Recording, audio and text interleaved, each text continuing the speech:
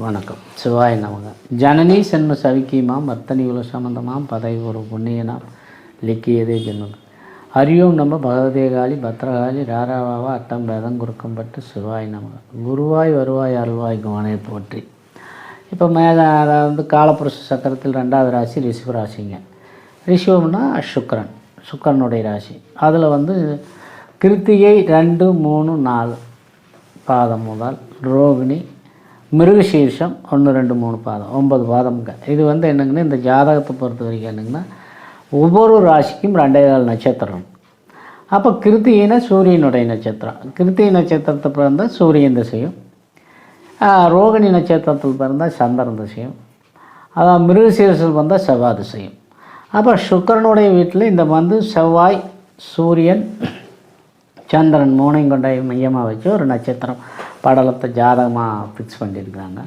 இந்த ஜாதக ரீதியானப்போ சுக்கரன், அதாவது ஒரு ராசிக்கு சுக்கரன் வீட்டுக்கு 5, 7, 9ங்கிறது 5ங்கிறது புதனுடைய வீடு. புதாத்திய யோகம். புதன் நல்லா இருந்தால் இந்த ஜாதகத்தில் வரும் வளர்ச்சி நல்லாயிருக்கு. 7ங்கிறது ஜாதக ரீதியாக செவ்வாய். 9ங்கிறது மகரம். அதாவது 9ங்கிறது இந்த ஜாதகத்துக்கு 7, 5, 7, 9 பலமாக இருந்து இந்த ஜாதகர் ஜனிச்சிருந்தாருன்னா இவங்க வாழ்க்கை தரத்தில் என்றைக்குமே சோட போக மாட்டாங்க. சூரியன் திசை, அதாவது கிருத்திகை நட்சத்திரத்தில் பிறந்தால் சூரியன் திசையும், ரோகிணியில் பிறந்தால் சந்திரன் திசையும், மிருகசீர்ஷத்தில் பிறந்தால் செவ்வாய் திசையும் வரும்.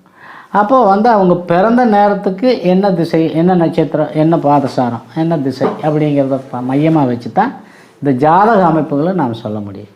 ஜாதக அமைப்பில் ரியலாகவே ஒரு ஜாதகத்தில் 5, 7, 9 பலமாக இருந்துட்டால் மிகப்பெரிய வெற்றி தருவார்.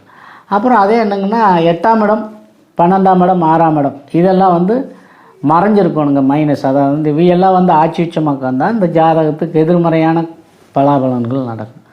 அப்போ 8க்கு அதிபதியும் 6க்கு அதிபதியும் 12க்கு அதிபதியும் மறைஞ்சிருந்தாலும் இந்த ஜாதகருக்கு மிகப்பெரிய வளர்ச்சியும் மிகப்பெரிய ஆயுள் ஆரோக்கியத்தையும் உடல் ரீதியான அமைப்புகளையும் கொடுத்துரும். அவங்க ஆட்சி உச்சமாக இருந்தாங்கன்னா இந்த ஜாதகத்துக்கு மிகப்பெரிய சோதனையும் வேதனையும் கலந்துதான் இருக்குது அப்படிங்கிறது இந்த ஜாதகத்தினுடைய. முதலாகவே லக்னாதிபதி பலமாக இருக்கணும். லக்னத்துக்கு இது 2ஆதிபத்தியம், சுக்கரனுங்கிற 2ஆதிபத்தியம். லக்னாதிபதியும் 8க்கு அதிபதியுமாக வந்துடுவார். அப்போது லக்னாதிபதி பலமாக இருந்தால் மிகப்பெரிய யோகம். அதே அஷ்டமாதிபதியாக வர்றதுனால சொந்த வீடுங்கிறதுனால அதை 8ஆம் இடத்து பாதகம் இல்லாமல் எடுத்துட்டாலும் கூட 12, 6 பலமாக இருக்கக்கூடாதுங்கிறது அந்த ஜாதகத்தினர்.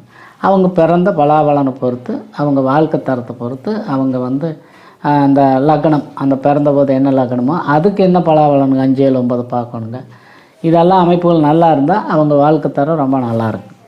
இல்லைன்னா எதிர்மறையாக தான் இருக்கும். அதுக்குண்டான அமைப்புகளை நாம் பார்த்து ஜோசியர் சப்ஸ்கிரைப் பண்ணி ஜோசியர் செல் நம்பர் கொடுத்துருக்கு பார்த்து ஃபாலோ பண்ணுங்கள். மிகப்பெரிய அளவில் அது ஏற்ற இறக்கத்தை கணிச்சு சொல்லக்கூடிய ஜோசியர் அஸ்ட்ராலஜி அவங்கள போய் ஃபாலோ பண்ணால் நல்லபடியாக ஏற்றம் நடக்கும், வித்தியாசம் இல்லாமல் நடக்கும், சிறப்பாக இருக்கும்.